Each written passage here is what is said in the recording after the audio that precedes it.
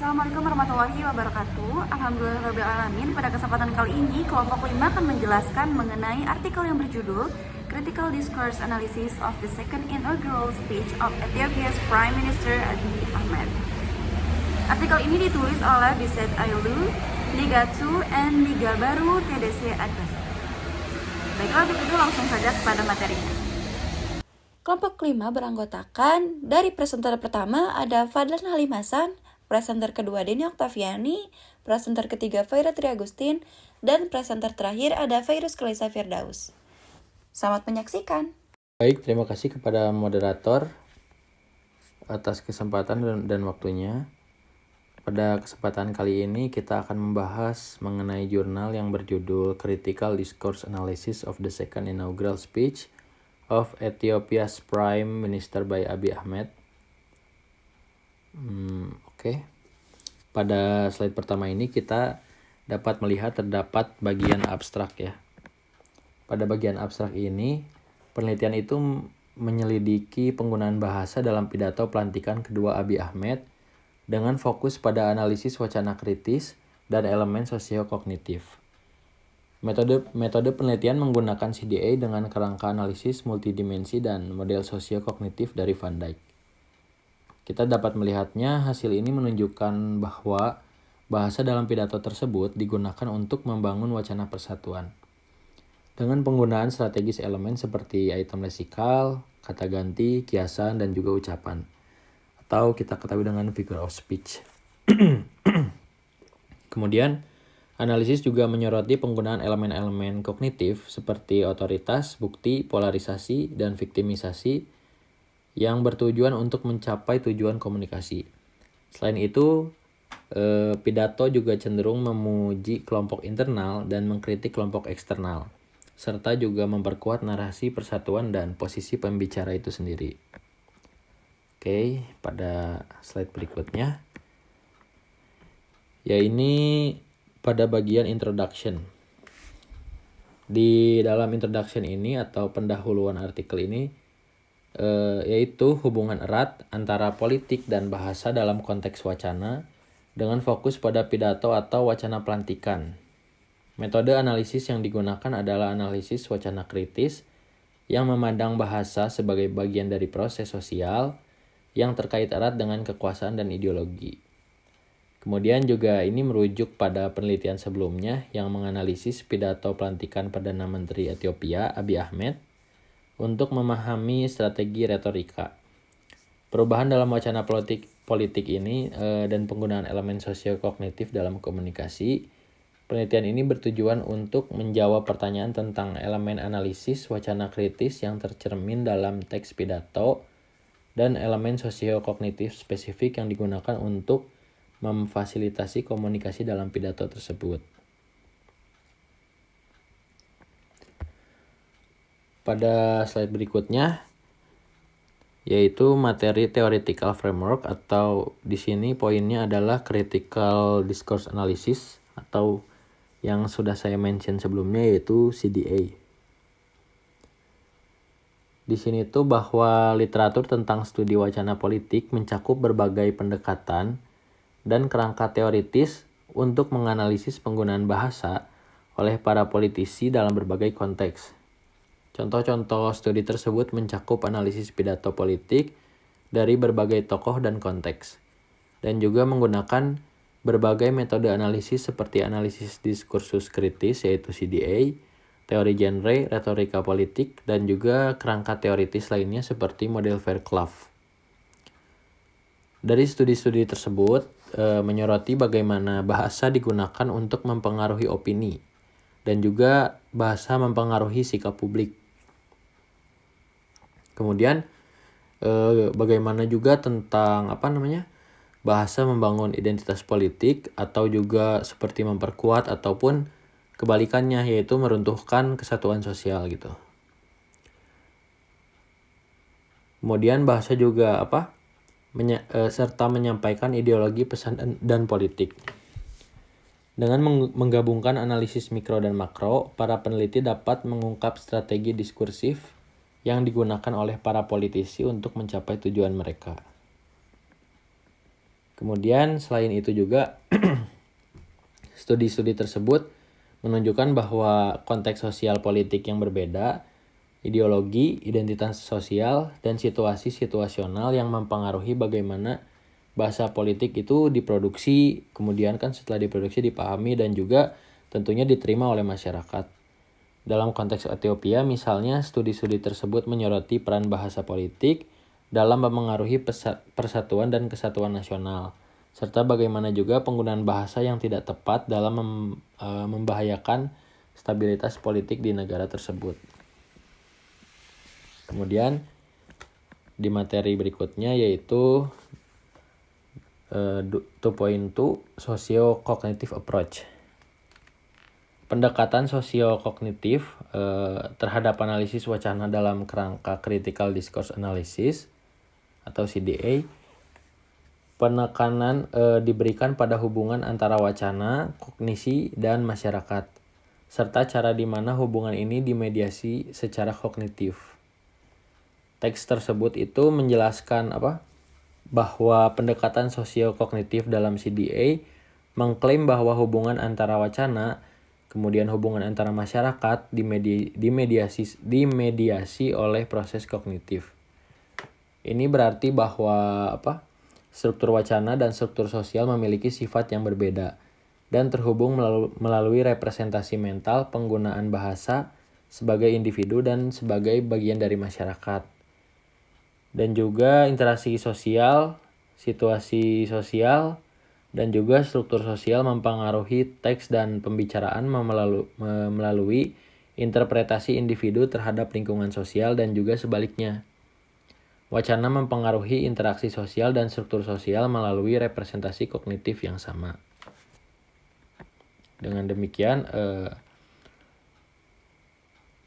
sebelumnya ini, pendekatan interaksionis ini terhadap wacana yang anti-kognitivis dikritik karena membatasi analisis pada apa yang dapat diamati secara langsung dan juga secara sosial, tanpa memperhitungkan aspek kognitif seperti representasi mental, penggunaan bahasa.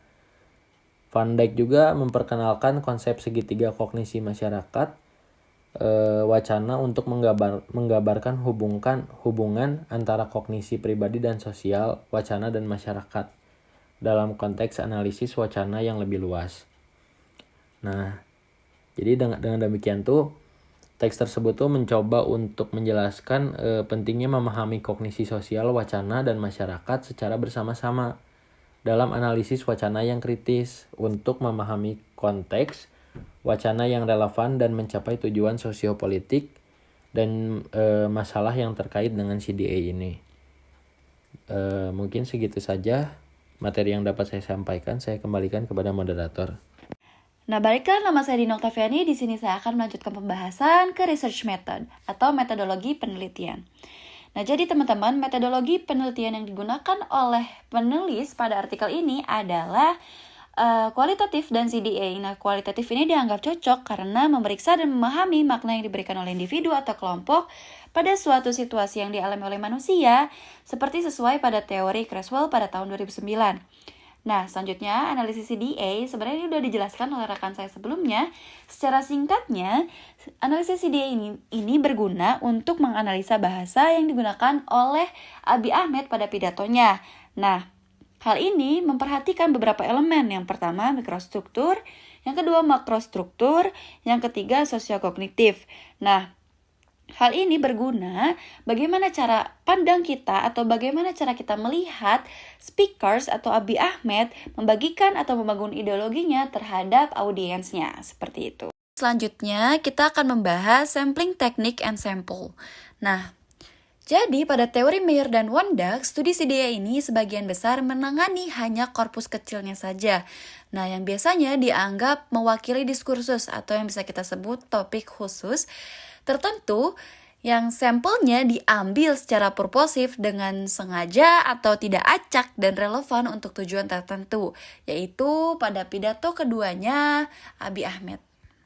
Baiklah, selanjutnya ada data source atau pengambilan sumber data yaitu dari pidatonya PM Abiy Ahmed pada tahun 2021 di Addis Ababa, tepatnya di Meskel Square. Nah, untuk data gathering tekniknya, pertama-tama, Reuters ini mengunduh terlebih dahulu video pidatonya pada laman Facebook resmi, lalu mengidentifikasi makna leksikal, tema, ideologi dengan memotong video, lalu diobservasi secara kritis. Nah, selanjutnya video itu ditonton secara kritis juga untuk menemukan struktur diskursus yang relevan, yaitu CDA, yang tadi ya, yang dituju adalah penggunaan bahasa dan ideologi serta elemen sosiokognitifnya. Nah, untuk selanjutnya, step by stepnya, yang pertama, pidatonya ditranskripsikan terlebih dahulu ke dalam bahasa Amharic, dan mahasiswa program Magister Media dan Komunikasi Universitas Bahir lalu diperiksa ulang apakah ada konten yang dipotong atau hilang. Nah, mereka memperbaiki nama-nama yang asing seperti Marcus Garvey, W.E. Boyce, dan Dubers. Adapun yang terlewat oleh peneliti dalam transkripsi selain itu adalah dua nama burung, yaitu burung kalibri dan elang, yang merupakan input terpenting dalam penelitian ini. Nah, untuk transkrip tadi diterjemahkan ke dalam bahasa Inggris oleh seorang instruktur senior Departemen Bahasa Inggris dan Bahasa dan Sastra Inggris, namun seorang dari Departemen Amharic kembali menerjemahkan dari bahasa Inggris ke bahasa Amharic lagi. Lalu dibandingkan apakah ada teks yang mengalami pemahaman penuh ataupun adapun perbedaan, yaitu mencakup kata-kata karya leluhur Ethiopia dalam membela negara seperti historical deeds yang berubah menjadi sacrifice and refer. Selain itu, kalimat majemuk kompleks ditulis ulang menjadi kalimat sederhana, juga penerjemahan yang tepat untuk pepatah dalam bahasa Afaan Oromo yang menunjukkan pentingnya kerjasama oleh salah satu instruktur senior media dan komunikasi yang bilingual. Data Analyze Procedures and Techniques. Nah, jadi teman-teman, yang pertama ada mikrostruktur yang tadi sudah saya sebutkan, yaitu tentang penyajian fungsi item leksikal, penggunaan pronominal, kiasan, dan peribahasa, lalu topik dan proposisi makro, serta urutan proposisi yang dianalisis. Selanjutnya ada analisis sosiokognitif. Nah, ini merupakan deskripsi aktor yang paling penting untuk mengidentifikasi penggunaan item leksikalnya. Presentation and Analyze. Nah, jadi pada materi ini atau penelitian ini menyelidiki tentang analisis wacana krisis yang dimana elemen sosiokognitif yang spesifik pada pidato dengan menggunakan multidimensional critical discourse analysis Van-Dijk dan model sosiokognitif yang digunakan sebagai kerangka analisis. Untuk yang pertama ada multidimensional critical discourse analysis yang digunakan untuk menganalisis tingkat mikrostruktural dan makrostruktural semantiknya, yaitu leksikal, pronominal, kiasan, dan peribahasa. Oke, yang pertama ada analisa lokal atau mikrostruktur, yaitu kata God itu muncul 2 kali pada teks, yang dimana I would like to thank God for helping me deliver a speech on this historic moment pada paragraf 1 di baris ke-1. Yang kedua ada God bless Ethiopia and the people pada paragraf 12 di baris ke-31. Nah, speaker di sini menunjukkan bahwa dirinya itu memiliki kepercayaan untuk menciptakan chemistry dengan audiens dengan menunjukkan bahwa dirinya adalah orang yang percaya terhadap agama. Nah, selanjutnya ada kata danger pada baris 1 dan 6 memiliki perbedaan arti. Yang pertama itu menunjukkan rakyat dalam menghadapi ancaman, yang kedua menunjukkan tindakan tertentu kepada audiensnya seperti diserang oleh musuh. Nah, speaker menggunakan untuk mendapatkan perhatian dan mencuci otak atau mempengaruhi para audiens untuk bisa berhati-hati dalam suatu hal bahaya yang terjadi di umum. Nah, hal ini menunjukkan tindakan komunikatif. Selanjutnya, kata Ethiopia muncul beberapa kali pada teks.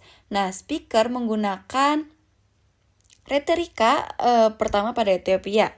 Nah, selanjutnya ada kata reverse pada paragraf ke-1 di baris ke-9, yang dimana speaker menggunakan kata ini untuk menghargai generasi pada saat itu dan menolak untuk menghargai para musuh. Nah, artinya warga negara memperjuangkan negara dengan membayar hidup mereka. Nah, dengan demikian Abiy Ahmed ini menunjukkan hubungan positif terhadap orang dalam atau orang-orang Ethiopia itu sendiri, atau bisa kita sebut sebagai in-group, dan hubungan negatif terhadap orang-orang luar atau musuh atau out-group-nya. Nah, hal ini ditunjukkan pada paragraf 1 di baris ke-3 dan 4, yang dimana menunjukkan inklusivitas untuk merujuk pada sejarah panjang negara Ethiopia. Selanjutnya kata inklusif pada paragraf kedua di baris ke-1 yang menunjukkan kesatuan speakers yang mengindikasi kepada pemerintahannya akan berusaha untuk membentuk pemerintahannya untuk semua, atau yang bisa disebut untuk semua, oleh semua, dari semua. Artinya mengajak untuk bangsa itu maju. Nah, artinya seperti kata ship atau kapal, sebelumnya itu merujuk kepada keyakinan yang kuat dan cita-cita demokrasi dan membawa audiens kepada pemikiran bahwa Ethiopia itu sebagai kapal. Nah, selanjutnya ada kata promise pada paragraf 2 di baris 27 dan 29, pada paragraf 12 di baris ke-13, 15, 18, 20 sampai 21. Nah, janji ini maksudnya menunjukkan pada janji dua aktor sosial yang dimana diharapkan dari warga dan pemerintahannya. Walaupun speaker itu tidak mengungkapkan kata demokrasi secara langsung, tapi pada paragraf 3 di baris ke-1 dan 6 sampai 8 akan tetapi menggunakan frasa sistem demokrasi dengan cara yang pertama, ketika pembicara menyebutkan bangsa dan upayanya untuk membangun negara yang demokratis di masa lalu. Selanjutnya, menyebutkan upaya pemerintah saat ini dan harapannya untuk mendirikan demokrasi melalui pemilihan nasional ke-6. Nah, selanjutnya kata Medemer ini muncul pada paragraf keempat di baris ke-5, 8, dan 10. Yang secara harfiah itu artinya sinergi ya, yaitu filosofi pribumi yang dibawa Perdana Menteri ke politik untuk kekuasaan yang menggunakan pengalaman yang positif. Baiklah, pembahasan terakhir dari saya yaitu mengenai analyze pronoun I, we, they yang berfokus kepada pronoun I dan we saja. Nah, jadi yang pertama ada pronoun I, ini kata ganti I atau aku atau saya yang digunakan oleh politisi menunjukkan pandangan mereka sebagian dan menunjukkan pandangan mereka jelas-jelas sebagai sudut pandang mereka itu sendiri. Hal ini menjadikan pembicara menggunakan di tempat yang berbeda-beda. Seperti paragraf pertama itu muncul 5 kali untuk kepercayaan kepada Tuhan atau agama, karena masyarakat Ethiopia sendiri itu percaya banget sama agama atau kepada Tuhan. Jadi membangun chemistry yang tadi ya teman-teman. Nah, selanjutnya itu menunjukkan bahwa dirinya itu sebagai anak kebanggaan karena dia menampilkan dirinya secara positif di hadapan publik. Nah, selanjutnya untuk menunjukkan penghargaannya kepada pasukan sekutu. Selanjutnya di sini saya akan menjelaskan mengenai pronoun we ya, yang dimana banyak digunakan seperti yang dilihat pada tabel. Nah, kata ganti we ini ditunjukkan untuk mengecualikan outgroups yang tadi, yang dimana menunjukkan solidaritasnya dengan orang-orang Ethiopia yang menciptakan persatuan terhadap in-groupsnya, yang menunjukkan inklusivitas pemerintahan yang akan dibangun. Nah, speaker menunjukkan kata theirs and them pada paragraf ke-1 di baris ke-8, paragraf ke-3 di baris ke-15, dan paragraf ke-2 di baris ke-19 untuk menyerang atau menyudutkan outgroups-nya. Dan menunjukkan kelompok luar ini sebagai they di paragraf 3 di baris ke-12 dan 13, dan paragraf 12 di baris ke-18, 29, dan 30 untuk merujuk kepada kelompok dalam. Nah, selanjutnya ada figure of speech. Nah, di sini Van Dijk mengutip dari Wodan dan Meyers pada tahun 2007, figur pidato ini menunjukkan bagaimana teks dan pembicara diatur. Nah, bagaimana proposisi makro di dalam teks tersebut ditata dan figur pidato digunakan. Bagaimana prosedur wacana manipulasi wacana dan wacana tersebut yang tertentu itu diproduksi dengan cara yang sesuai dengan genre tertentu. Untuk penggunaan we atau our atau us itu bisa teman-teman lihat di tabel yang saya cantumkan di PPT. Selanjutnya pada paragraf kelima di baris ke-13 sampai 14 itu ada it should be clear that our problem is with those hate mongers on conspiracy brewers and with nobody else. Nah, di sini konspirasi brewers itu merujuk kepada outgroups. Nah, selanjutnya pada paragraf ke-7 di baris ke-7 dan 8, if we harness our potentials in this subcontinent and cooperates, our problem will look like a hummingbird standing before an eagle. Nah, di sini dua burung yang tadi itu menunjukkan bahwa adanya benefit atau manfaat dari kerjasama. Seperti itu, mungkin itu saja yang dapat saya sampaikan. Saya akan kembalikan kepada pemateri selanjutnya. Terima kasih. Baik, terima kasih. Di sini saya sebagai presenter ketiga mungkin akan melanjutkan materi selanjutnya, yaitu model sosio-kognitif Van Dijk. Jadi pada bagian ini kita mengeksplorasi struktur proposisi dan komponen sosiokognitif pada tingkat makro dalam teks. Nah, ada 2 bagian nih terbagi. Itu yang pertama ada struktur proposisi dalam teks ya. Jadi Vandish ini menyebut struktur semantik utama dalam teks sebagai topik yang merangkum poin-poin utama.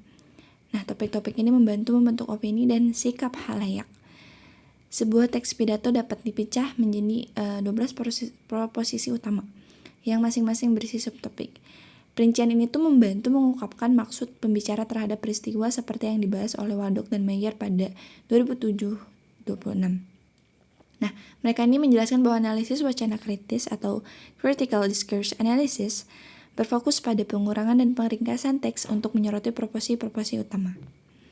Lalu yang kedua ada elemen sosiokognitif pada tingkat makro. Model Vandish juga bertujuan untuk mengungkapkan ideologi dengan menganalisis kognisi sosial pada tingkat makro. Ia mengidentifikasi strategi diskursif utama yang digunakan dalam teks, yang meliputi authoritarian, evidentially, and polarization. Apa sih poin-poin tersebut? Jadi kayak otoritas itu mengacu pada sumber atau tokoh yang kredibel untuk mendukung argumen, sedangkan evidential itu memberikan bukti untuk mendukung klaim. Lalu ada, dan yang terakhir polarisasi itu menyoroti perbedaan antara kelompok untuk menciptakan rasa. Jadi strategi-strategi itu membantu mengungkapkan ideologi dan dinamika sosial yang mendasari sebuah teks. Sebelum kita lanjut membahas secara rinci dari poin-poin tersebut, kita dalam artikel itu terdapat tabel. Nah, di tabel itu tuh menyajikan kayak pepatah nenek moyang si Oromo dan Gamo, kayak pepatah tradisional dari 2 kelompok etnis yang berbeda. Jadi tabel tersebut bisa dilihat ya, memiliki 3 kolom. Nah, kolom ini tuh mencantumkan nomor urut setiap pepatah. Dan si Hu ini tuh, dalam kolom Hu ini tuh mengidentifikasikan sumber pepatah dan menyebutkan kelompok etnisnya. Lalu di kolom selanjutnya itu isi dari pepatah-pepatah tersebut yang sebenarnya dikaitkan dengan masing-masing kelompok dari etnis masing-masing itu. Bisa dilihat ya isi dari pepatahnya. Jadi pepatah-pepatah di dalam tabel ini tuh mencerminkan kearifan dan nilai-nilai budaya. Seperti pepatah Oromo yang menekankan pentingnya konsensus, saling pengertian, kebersihan, dan integritas pribadi. Lalu pepatah Gamo itu menyoroti nilai kerja komunal dan konsekuensi dari kegagalan untuk berkontribusi pada upaya kelompok. Dan contoh-contoh itu tuh mungkin digunakan untuk menggambarkan bagaimana pepatah budaya dapat mencerminkan elemen sosiokognitif di tingkat makro ya, sebagai bagian dari analisis yang dibahas dalam teks sebelumnya mengenai model sosiokognitif Vandish. Lalu dalam artikel itu juga terdapat tabel berikutnya, yaitu tabel 5. Bisa dilihat ya teman-teman. Tabel ini tuh merinci berbagai topik dan proposisi yang digunakan dalam pidato inaugurasi, yang kemudian dianalisis untuk melihat bagaimana otoritas dan kredibilitas diskonstruksi dalam teks. Nah, tabel ini tuh diorganisasikan berdasarkan topik dan proposisi yang sesuai. Dengan cara ini, teks mengkonstruksi otoritas dan kredibilitas melalui berbagai strategi sosiokognitif yang berakar pada pengetahuan sejarah, nilai-nilai umum, dan penghargaan terhadap kontribusi rakyat Ethiopia. Di sini saya ngambil satu tabel aja. Ada terlihat dari topik 1 sama proposition 1 ya. Nah, bagian itu tuh menekankan bagaimana Ethiopia mengakui dan menghormati para pahlawan nasional, menunjukkan kualitas ketangguhan dan keberanian yang melekat dalam diri orang Ethiopia. Ini juga menunjukkan bahwa kepentingan nasional selalu diutamakan, dan pasukan Ethiopia dianggap bersemangat dan dapat diandalkan. Bisa dilihat lagi, ada topik kedua dan proposition kedua. Bagian ini tuh menunjukkan inklusivitas Ethiopia dengan menyoroti kontribusi mereka terhadap peradaban dunia, dari mereka agama Kristen hingga mendukung gerakan anti kolonial. Ini juga menunjukkan bahwa Ethiopia memiliki budaya yang kaya dan beragam serta tidak pernah dijajah, yang menambah kredibilitas sebagai bangsa yang kuat dan berpengaruh. Lalu ada topik ketiga, proposition 3. Bisa dilihat isinya. Bagian ini tuh mengakui perjuangan panjang dan pengorbanan yang telah dilakukan oleh orang Ethiopia untuk membangun sistem demokrasi. Meskipun ada kegagalan dalam pemilu nasional, ini dianggap sebagai kesempatan untuk memperkuat demokrasi. Rakyat Ethiopia telah menunjukkan kepemilikan politik yang berdaulat dan menjalankan peran kewarganegaraan mereka dengan bangga, meskipun menghadapi berbagai tantangan. Lalu selanjutnya ada topik 4 proposition 4. Nah, bagian itu tuh bisa dilihat ya, menekankan pentingnya kerjasama dan konsensus dalam mencapai tujuan nasional. Kemenangan pemilu itu dianggap tidak bermakna tapi kerjasamanya, atau kemenangan satu pihak tidak menyelesaikan masalah yang kompleks. Pemerintah bekerja keras untuk menciptakan model pemerintahan yang baru, namun perlu waspada terhadap potensi konflik yang muncul dari kemenangan mayoritas. Ini juga mengingatkan bahwa musuh bisa saja memanfaatkan perpecahan ini. Jadi, dilihat dari satu tabel ini tuh, sebenarnya dalam artikel tuh masih banyak tabel-tabel yang lain, teman-teman bisa lihat. Namun secara keseluruhan, tabel ini tuh menunjukkan bagaimana berbagai topik dan proposisi dalam pidato inaugurasi digunakan untuk membangun otoritas dan kredibilitas. Ini juga dilakukan dengan menggarisbawahi sejarah, inklusivitas, perjuangan demokrasi, dan pentingnya konsensus nasional. Baik, ke topik selanjutnya yang tadi dibahas oleh model Van Dijk ya. Yang pertama itu ada otoritas atau authority. Jadi mengambil dari kutipan-kutipan yang ada di materi sebelumnya sudah dijelaskan oleh Dini. Nah, kutipan itu menunjukkan bagaimana otoritas atau kredibilitas dikonstruksi untuk mengendalikan pikiran halayak sebagai strategi sosiokognitif. Sebagai contohnya, mungkin ada di line 1, paragraf 1, Ethiopia itu menghargai pahlawan sejarah yang berkontribusi pada saat krisis. Jadi pembicaraan itu mengklaim otoritas dengan mengingatkan audiens tentang pahlawan masa lalu dan menghargai kontribusi negara. Lalu ada juga pada paragraf ketiga, bisa dilihat di sebelumnya, Ethiopia itu telah berusaha keras membangun negara demokratis meskipun banyak tantangannya. Nah, dari line itu tuh pembicaraan mengingatkan harga yang telah dibayar rakyat menggunakan fakta sejarah yang diterima umum untuk mengklaim kekuasaan. Lalu ada juga dari paragraf ke-8, Sungai Nil memiliki makna besar bagi masyarakat Ethiopia, baik dari segi ekonomi maupun spiritual.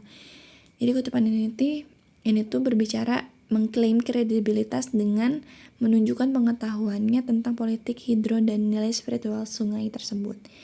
Jadi secara keseluruhan dalam poin ini, teks itu tuh menggunakan pengetahuan sejarah, pandangan umum, dan penghargaan kepada masyarakat untuk membangun otoritas dan kredibilitas. Teks tersebut juga menggunakan penggunaan pengetahuan pribadi untuk membangun kredibilitas dengan menyebutkan spiritual, meminta masyarakat untuk mendoakannya kebajikan pelayanan yang jujur yang dibutuhkan Ethiopia dari pribadinya. Jadi intinya si authority ini, seperti yang sudah saya sebutkan sebelumnya, itu tuh mengacu pada sumber atau tokoh yang kredibel untuk mendukung argumen. Mungkin itu saja yang dapat saya sampaikan. Selanjutnya, poin-poin selanjutnya akan disampaikan oleh teman saya. Terima kasih. Poin selanjutnya ada victimization atau viktimisasi, itu mengacu pada representasi kelompok sebagai korban atau posisi korban di dalam teks. Selanjutnya ada polarization, atau ini tuh terjadi ketika aktor sosial mengungkapkan gagasan-gagasan yang berlawanan atau tidak dapat didamaikan. Lalu yang ketiga ada evidentiality. Ini tuh merupakan pembuktian untuk merujuk pada penggunaan bukti oleh pembicara atau penulis untuk menjadikan teks argumentatif sebagai strategi wacana. Nah, selanjutnya ada the microstructural analysis on social actors. Ini mengacu pada 4 prinsip, yaitu yang pertama, tekankan hal positif tentang diri kita. Yang kedua, tekankan hal negatif tentang mereka. Yang ketiga, hilangkan penekanan pada hal-hal negatif tentang diri kita. Dan yang terakhir, kurangi penekanan pada hal-hal positif tentang mereka. Selanjutnya ada Ethiopian election. Itu tuh mewujudkan pemerintahan yang sah melalui pemilu yang transparan dan terpercaya, yang merupakan yang pertama dalam sejarah panjang administrasi negara Ethiopia. Lalu selanjutnya ada this generation. Nah, pembicara juga menggunakan mereka sebagai aktor sosial. Pengorbanan Anda akan tertulis di hati kami dan sejarah akan ada di halaman uniknya. Terdapat di paragraf 1 baris 9, kata-kata seperti pengorbanan atau harus ditulis di hati dan uniknya diidentifikasi. Poin selanjutnya, the entire security staff, yaitu pertahanan nasional yang heroik memaksa kru keamanan pasukan rakyat dengan berani mengerahkan pasukan untuk menghindari bahaya penghidupan yang ada. Poin selanjutnya, the Ethiopian people and the speaker. Nah, rakyat Ethiopia adalah pasukan yang andal dan mempunyai dukungan penuh, semangat, serta tulang punggung angkatan bersenjata. Nah, ini tuh terdapat di paragraf 1 baris 18. Rakyat kami telah menjalankan tanggung jawab kewarganegaraan mereka dengan bangga dan dengan cara khas Ethiopia terlepas dari segudang rintangan. Poin selanjutnya, Ethiopian Diaspora and Friendly Nations. Diaspora dan negara-negara sahabat mendukung negara ketika negara membutuhkan dan membantu negara ketika negara rentan. Demikian pula, lihatlah kata-katanya, yaitu membutuhkan, perancah, dan terhormat. Poin selanjutnya ada the Ethiopian government, the newly formed ones. Di pihak kami akan berusaha sekuat tenaga untuk mewujudkan visi pembangunan negara yang dibangun oleh semua, untuk semua, dan untuk seluruh rakyat melalui pemerintahan yang inklusif dan partisipatif. Selanjutnya ada the enemy and its group. Nah, seperti yang diungkapkan dengan jelas oleh sejarah, konflik itu adalah perselisihan internal. Kita menguntungkan musuh-musuh kita dan menjadikan kita bahan ejekan. Nah, konflik yang terjadi di bagian utara negara kami dilatar belakangi oleh pengkhianatan dan kesombongan. Poin selanjutnya, countries supporting the enemy. Di paragraf 6 baris 5 berbunyi, ada beberapa yang mengulangi sejarah pengkhianatan. Sekali lagi, pembicaraan menggunakan kata-kata seperti beberapa dan pengkhianatan untuk menggambarkan negara-negara yang mendukung kelompok luar. Poin selanjutnya, individuals and groups around the enemy circle. Masih banyak individu dan kelompok masyarakat yang merasa dirugikan jika keadilan ditegakkan dan konsensus tercapai. Mereka yang merasa tidak berdaya jika demokrasi ditegakkan, mereka yang merasa tertindas jika kesetaraan minim. Jika kesetaraan terjamin, ayat baris 3-5.